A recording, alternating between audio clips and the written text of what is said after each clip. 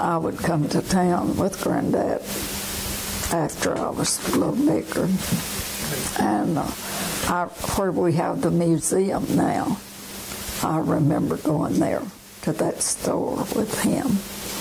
And of course I went to high school with the grandson of that family in later years. But the ice house, I don't recall ever going there when I was small. But I know he did come and get ice. And all the orphaned grandchildren, in other words, one parent was gone, they all came and stayed the weekend with us.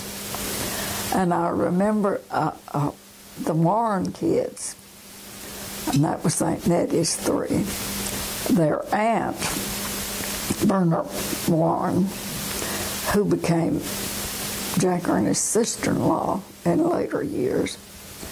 But anyway, she made them nightgowns out of flour sacks that she'd bleached out.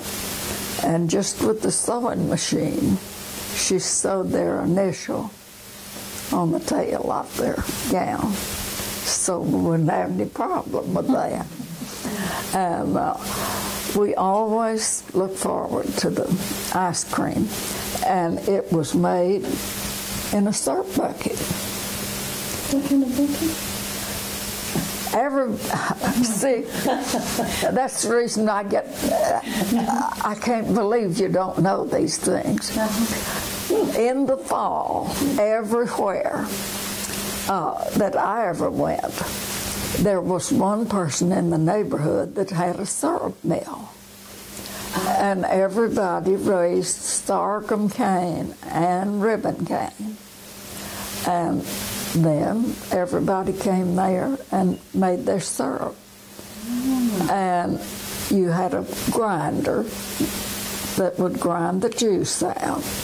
And it would drip down into this pan. Was bigger than this table, a little wider, I think, and maybe longer. And there was walls built up with rocks or brick. And the fire was under there, and you cooked it until it was done, whatever that was. Well, you mixed up your ice cream and put in the gallon bucket. Well, what did you put in your ice cream? Milk and sugar and flavoring if you had it, everybody didn't have, and eggs. And you beat up the eggs real good, but you didn't cook it in those days, which meant that it melted quicker. But anyway, you sit there and turn that, and you put salt. What? The pail, the bucket. Oh, you turn the bucket around. Yeah. Use the, just. Oh, and just turn it around. Turn it back and forth like. You usually probably took turns. You usually put a spoon in the bucket. That was the ladle. That kind of stirred it a little as you turned it. But every so often you had to get the ice off the top and be sure that there wasn't any salt there. And then you opened it and took a knife and prised the cream loose from where it had frozen to the bucket. And that would thicken it up, and soon it would be ice cream after you'd done that about 3 times.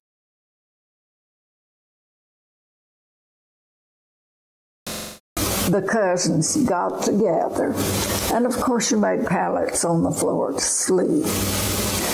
And the same thing happened when we got together with other people for the church meetings. And sometimes they lasted 2 weeks. And that is a lot of getting together. And I don't know how they did it. I was going to ask you how. Because there was no refrigeration. Of course, I know sometimes they killed a young beef and cooked it for the whole crowd. Well, you have a tremendous amount of singing, and then you have preaching in the morning until everybody has preached. And then when you get through with that, by the time you cook something to eat for the evening meal and get the kids' faces washed and such, it's time for the evening service. And so it just went on and on and on. But that was the social life of people in those days. That was the only time you really got together. A lot of courting going on in those. Oh, yes. Yeah, a bunch of people met each other and met their future wives and husbands, I bet you, during that time. Yeah, they did. That's just the way it was. You want this to dry out. Sorry. And then another thing we had was summer singing schools. And we had them at Carroll Springs and Union. Of course, they had them a lot of other places, but that's where we went. And I know... Singing lessons? Is that what you're saying? Singing schools? Singing school. And we had, What does that mean? we had a man, and usually his wife, and sometimes other relatives, and they taught us to read music and practice singing, and they did it in groups, in trios, duets, solos, and at the end of school, everybody that had attended school had to sing a solo. And I was terrified to death. I think I was, well, Aunt Bonnie married when I was 7, Betty's mother. So it was the summer before that, at least. And she was so picky about, I couldn't have a wrinkle or any dirt on my shoe. And my hair had to be just perfect. And then she and Uncle Major and my mother, and I don't know how many more of the children had natural musical talent. They did it all by ear. I couldn't do that. I had to learn. And I was terrified to do that because I knew I couldn't do it perfect. And I knew she wanted me to do it perfect. Well, anyway, somebody made a fuss over it and said I did good, so I doubt it. Do you remember what you sang? But then when I came to high school, I never did any singing. The reason I didn't, Aunt Bonnie played the organ. Uncle Major and Betty didn't know that. And Uncle Major played the violin. And on Sunday afternoon, young people from Carroll Springs and Union would come to our house. And they would play and sing and have fun all Sunday afternoon. And I was allowed to watch. But every time I touched that organ, I wanted to see if I could learn. She would laugh at me because I couldn't do it right. And I quit. I never touched it again. I never tried to sing. But Amy laughed at you? Oh, she always did. She would come out to the playhouse. I didn't think she ever laughed. I can't believe she laughed, but she wasn't a laughing person. But well, I'll tell you what. But I couldn't believe she played one. Yeah, that. She was the best dressed woman in the county. Well, Aunt Bonnie was an expert seamstress. But was he talking about brass fields? I imagine. I think so. I think he was talking about brass fields. Aunt Nora was an accomplished seamstress too. Only thing she liked everything decorated. I can't remember a woman in Carroll Springs or Union either that ever had anything more on their dress than just a plain collar of the same material and buttons to button it up. Aunt Nora decorated it. She made her clothes, and they had to be perfect. She made a lot of my clothes. And everything had to be perfect, but everybody admired and complimented her and me because my clothes were pretty too. And no other kids had clothes like mine. But you see, I didn't realize that. And years later, we were living in Houston, and we came home on vacation and went to Carroll Springs to something. I guess it must have been the Memorial Day. Anyway, Edwin Mathis, whose sister was my best friend all through school, and he was a little older than we were. He came up and he knew Reba. He'd known him a long time. And he said to Reba, "I'm going to hug Floy's neck." She wouldn't let me when we were in school, because we were grade school. I said, "Well, I didn't know you wanted to. I might go down." And that just tickled him to death.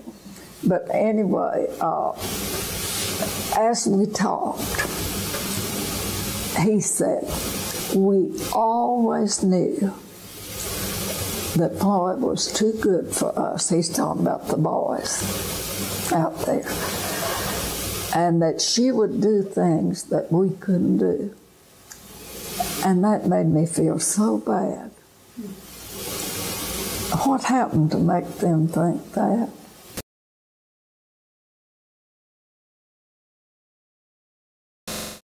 Church life was our social life, except when I never went to parties except with Aunt Fanny on her dates. If I did everything just right, I could go with her on her dates. And other than that, we just didn't have any entertainment except church. But after we were, I guess I was 12 years old maybe, we would ask Aunt Nora and Uncle Barry to give us a party.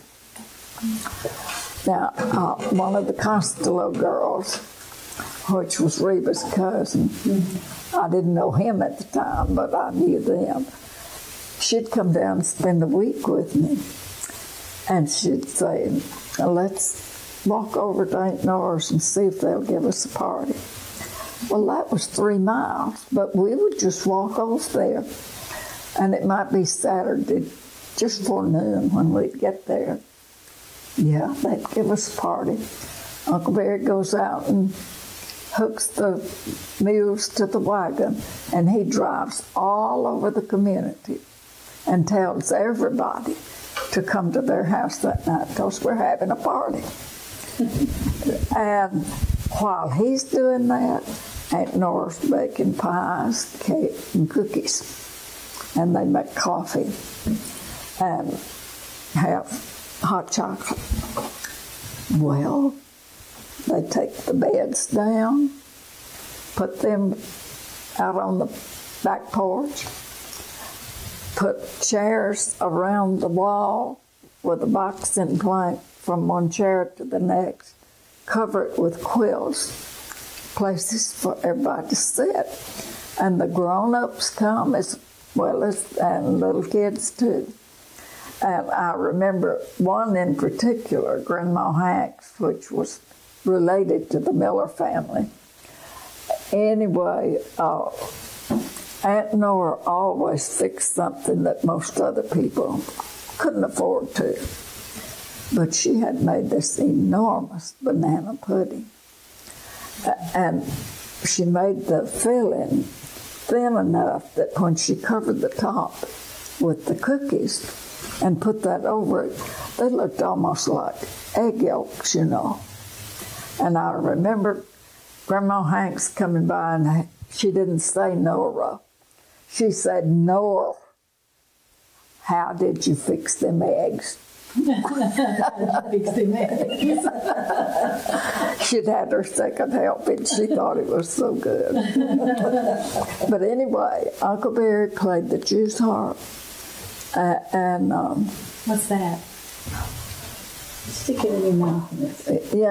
And You twang it. And harmonica, he could do that too. And he had both. We could not call it dancing because they didn't give dances. It was a party. And they called it ring plays. We had the music and we square danced. But it was called a ring play.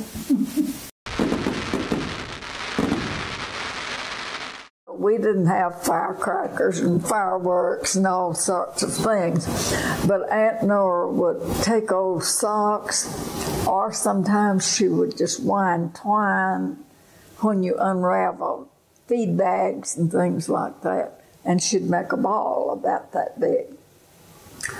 Well, come the 4th of July or New Year's or something, they would soak that in kerosene.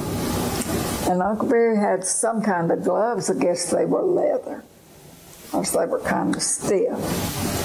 And he would get out there and take that ball out and light it and throw it as far as he could up in the air.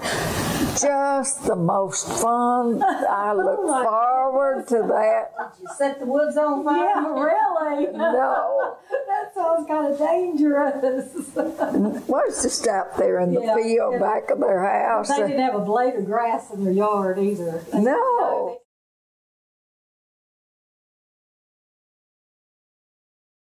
Allison Asbury Bricefield, and she was Laura Thompson. And both of them had a pretty good sized family. His mother died when he was born. He was spoiled, and he remained that way all his life.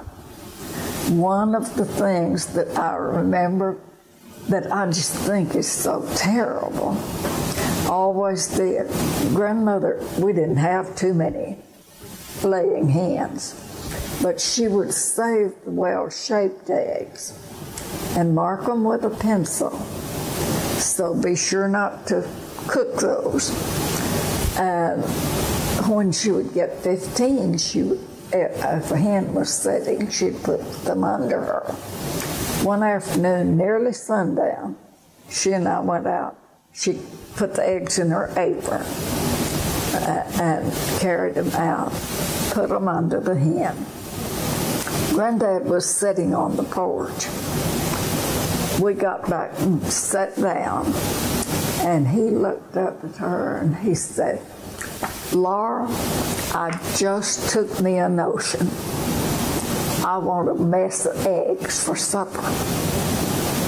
She just got up out of that chair, went back out there and got them. But she only got half a dozen, and she scrambled them for him. And she tried to get me to eat some. I wouldn't. I think I was thinking about the baby chicks we might have had. But she left the others, and as she could, she added one every day or two until she had 15.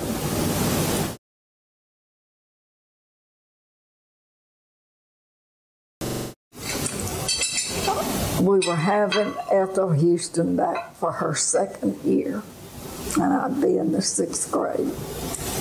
And she and I corresponded all summer. We were really good friends. And she took a magazine that had continued stories in it. And when school was out, she would cut them out and mail them to me. And so she was going back to board with them that winter. And Aunt Nora and she and I planned for a month or more about me going home with Aunt Nora and Uncle Barry when they went to train at LaRue to get her. And Aunt Nora made me this beautiful, I thought, dress. It was a small print. Most of it was red, but there was a little black in it. And down one side, she sewed a strip of white eyelet because the background was white. And then she sewed a strip of tape that was red, and then another strip that was black, and made me a sash to go with it. I was going to have this beautiful new dress first day of school. Well, Aunt Nora and Uncle Bear came that morning and had lunch with us, and I went with them to meet the train, and we were coming back by there to get my school clothes for the next morning. And Granddad said, "You can't go." I think that was the most disappointed I ever was in my whole life. Because, that was a big event. Besides being with my teacher that I loved, and I knew she loved me. We just couldn't believe it. Aunt Nora couldn't believe it. She always did what he said. And so she asked him why he wouldn't let me go. He said, "You didn't ask me." Even though Grandmother and I talked about it for a month, and we'd talked about it that day, he never said a word. He waited until we were ready to go, and he wouldn't let me go. Next morning, now he never let me be late for school. All those years, no matter what the weather, I was never late, and I never missed a day of school. But next morning, he wouldn't let me go to school. He said there was a little, late after you're through picking cotton, sometimes there'll be a bowl here and there that will open later. He said, "We have to pick the cotton." We went and stayed about 2 hours. There wasn't enough to make a throw pillow.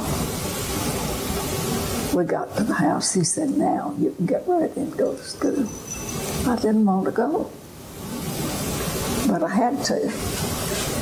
And he would never have let me be late, but he waited till 11 o'clock to get me to the schoolhouse. All the kids made fun of me because I was late. That $1, 10 o'clock scholar they used to say. And he said, and I could spend that night at Aunt Nora's. But I really didn't enjoy any of it. Our whole plan. Just because. Well, did you wear your dress? Yeah. You wore it the first day? And of course all the kids thought it was so pretty, and it was. Mm-hmm. But I know he was teaching me a lesson. You always ask your parents or grandparents, in that case, before you did anything. And we didn't include him in the asking, and we should have. And Aunt Nora and I talked about it, and she said, "Well, we were wrong. We should have asked him." Because that was just the way it was. And we didn't realize that he was just being left out.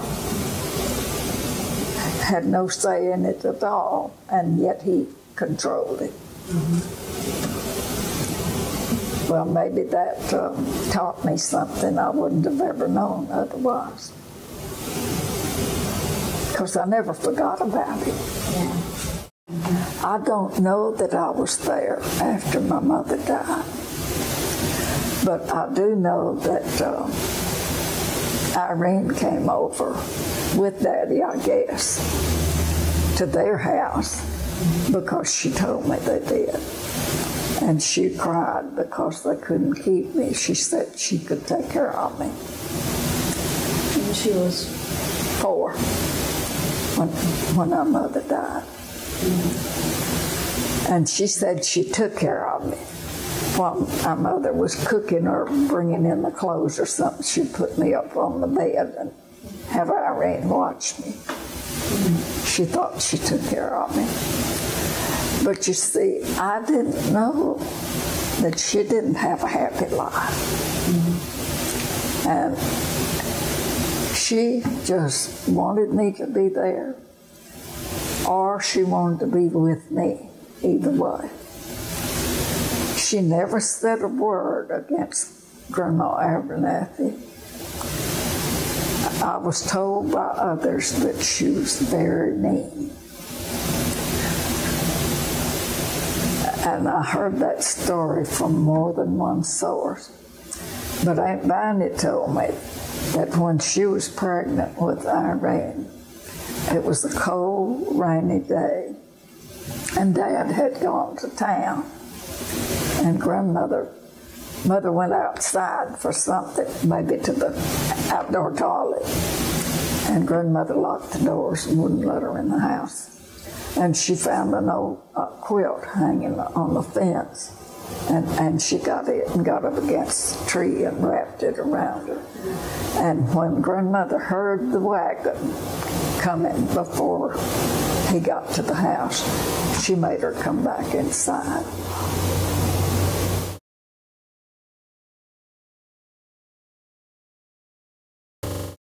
I enjoyed going with my granddad to the store, and I often did. The one thing he did, if we drove over to Pointer to get groceries, he would always buy a can of sardines, a package of crackers. I think they got them out in the barrel, but anyway, we had crackers, and peppermint candy. And one day we went, and it was near Christmas time. And when he finished shopping, he didn't buy much, except necessities. They said, well, we're having a drawing after a while. Put your name in the box that you might win. Well, I couldn't imagine winning anything, but I could write my name, so I put it on the paper they gave me, and it went in the box. Now, I don't know if it just happened. They always paid me compliments and talked to me when I went. But when they drew, shortly before we were leaving, I won. And guess what it was? A 5-pound stick of peppermint candy, about that long. I had never seen one that big. I couldn't wait till I got home. I don't remember that I wanted to show anybody but Aunt Bonnie. They lived just up the hill from us. And we stopped and told her about it as we went home. And when they came down to the house, we broke the stick, and we had peppermint candy for them. How'd you break it? Hit it with a hammer.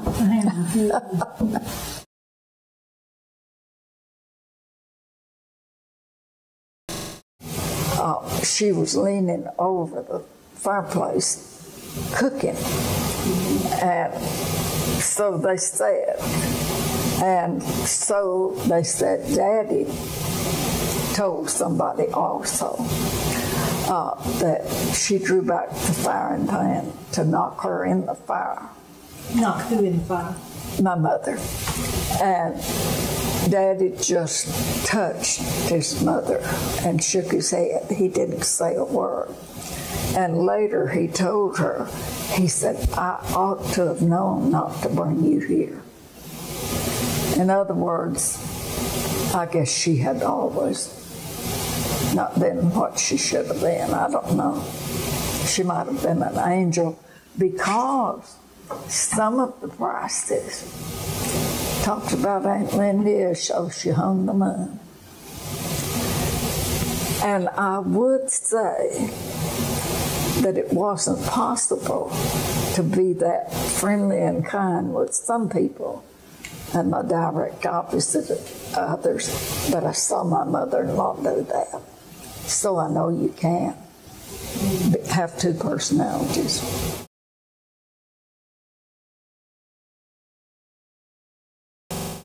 In most ways, I would say she was one of the finest people I ever knew.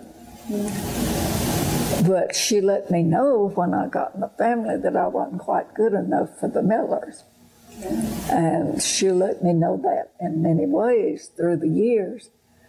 But at the same time, most of the time what she did would look like she thought everything was wonderful. But she never once introduced me as her daughter-in-law or her daughter or anything like that. She would introduce everybody else and she'd say, "That's Floy." No connection. That was just one of the... So she didn't exactly own you, you know? No. But her oldest son died suddenly when he was 10. And that was in November, and Reba was born on Christmas Eve night following that. And he looked exactly from the pictures like his brother that died. And her mother told me, Grandma Costello, that Reba would have starved to death except for the rest of the sisters and brothers that helped. Apparently, she didn't even like to look at him. Oh, it's too painful. She could make a bigger mess in the kitchen than Kelly. No way. Oh. I always left it for Floy to clean up. That's Well, a fact. I've been witness to that. Well, So I love had my mother been living, I'm sure I would have handled things different. But Reba tried all his life to please his mother, and I just supported it, helped him every way I could. They probably never bonded. If she was that way when he was born, did she ever warm up to him at all? I mean, Yeah. About a month before she died, she was in a nursing home here. And we would go to see her every day because we both worked here in town. And I don't guess it ever entered our minds that everything wasn't just normal like it had always been. But we were there at noon. And, you know, if there was anything she needed, we took care of it. And when I got back to work, she called the store and asked them to get me to the phone. And I thought something was wrong when she said, "I want you all to come by when you get off from work." We usually went to the farm, took our sandwich, and went down there to eat, and then did some work. Well, we went, and she wanted us to sit down, and we did. And she said to Reba, "I want to ask," see, Reba had the place, the farm, there, his brother and sister's part leased for his lifetime. They would not lease it to him for 5 years or anything. They was afraid if he died, I wouldn't let them have it back. So they leased it to him, which was the dumbest thing that any two people ever did, but that's what they did. And I don't know why she had never once criticized Elton in any way. He was perfect from day one. He looked like the Costellos. That might have something to do with it, I don't know. Anyway, she told Reba she wanted to ask something of him. She said, even though it was already deeded to the three of us. She said, don't let Elton have his part of the farm when I'm gone. She said, he'll just poof it off and he won't have anything. And then she said, you could never give him enough. He always needed more. And see, all these years, she didn't want to give Reba anything. If his dad mentioned giving Reba something, she'd say, well, if we're going to help anybody, we're going to help Elton. And I don't know why. If she thought she wasn't going to live much longer, and she wanted somebody to take care of Elton. And when she died, Reba said, that's the only thing I ever promised my mother that I didn't stick to. But when she died, he told me, I'm going to give Sister and Elton their part. He said, in the first place, it's theirs. They can do what they want to do with it. But he told his sister, I'll release it if you'll buy you a decent place to live. And she did. But anyway, as his mother talked on to us, she thanked us for taking care of her. And she said, I would never have had a Christmas anymore if it hadn't been for you all and for Glenda and Marilyn. Because if we were going to their house, they saw that she was there. And they didn't give her an expensive gift. They gave her 2 or 3. So she'd have packages to open.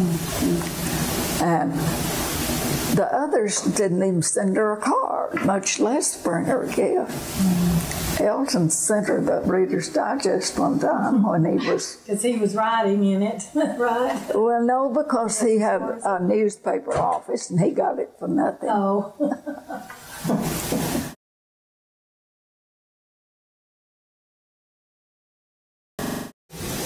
I just happen to believe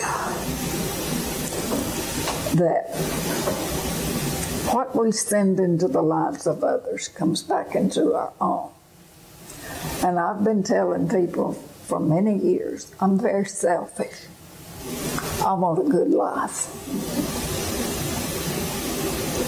And the only way I can be sure I'll have that Has to be good. is what I do for others. That's it. And I have no regrets.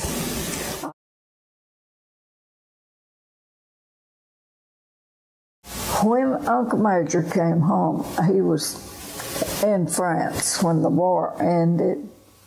Cold War I. And Daddy picked him up where the train came to Athens, I assume, and brought him home. And I remember Uncle Ruth was there. That was the only other brother living. And the 3 of them played cards and dominoes. And Granddad thought playing dominoes was a sin. I can't imagine what he thought about the cards. But you know, he didn't say anything. I guess they were so glad he came home alive.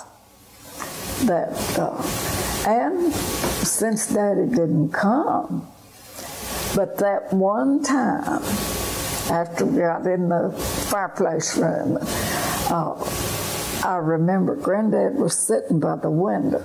That's where he always sat, right by the fireplace, because he kept his newspapers right behind him.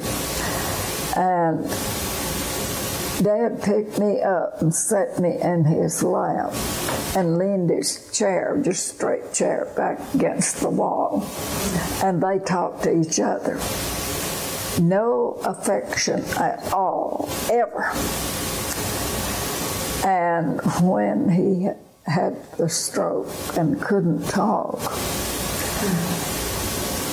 after I'd spent the time with him there was still no affection. at all. I assumed that the rest of the kids had. And when he couldn't talk, he was using his fingers. He knew I played with a girl that had a problem, and I could communicate. What he didn't know was, it was phrases kind of like slang expressions. We didn't spell out things. And I said, I can't do it, Daddy, but I'll go home and get my book and see. I couldn't. That was not what I did when I talked to her.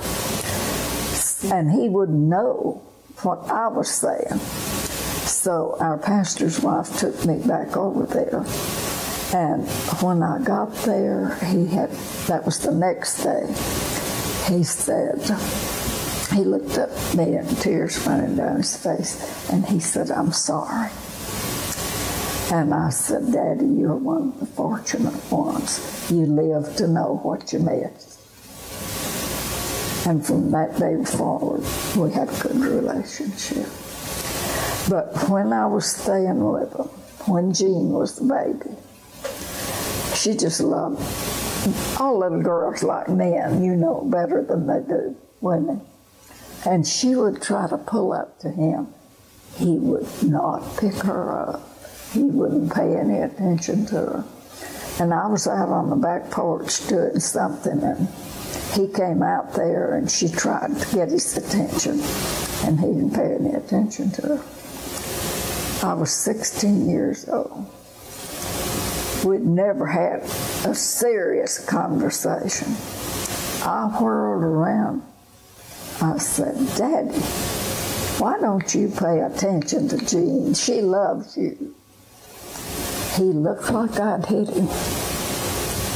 And he stood there for a minute and didn't say anything.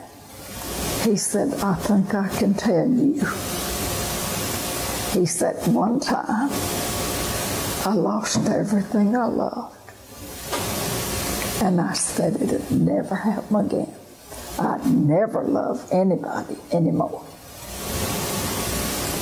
And when George came to visit us in Houston, he asked a million questions. He didn't know I had never been with him. Wow. And I answered everything the best I could. And he just couldn't imagine that I had never been with him. And I said, well, I felt like I missed a lot. I just never had any affection. He turned around and looked at me. He said, you gotta be kidding. He said, you were one of the fortunate ones. He said, we never either. How could you raise a family? And like I told him, he missed more than we did. Because ours was individual, he missed the whole family. And I think the rest of his life, he enjoyed, probably, even though he was sick. How long did he live after that? He was in bed about 9 years. That's why I remember him. And occasionally outdoors during family reunions, sitting in a window. But you know, and a lot of people, I knew a lot of people that knew that. And everything I ever heard about him was good. He cared about people, especially his students. When they grew up and had financial problems, I've seen him come to the house during the Depression. He would not even, he's working down at the grocery store, he wouldn't even sit down at the table.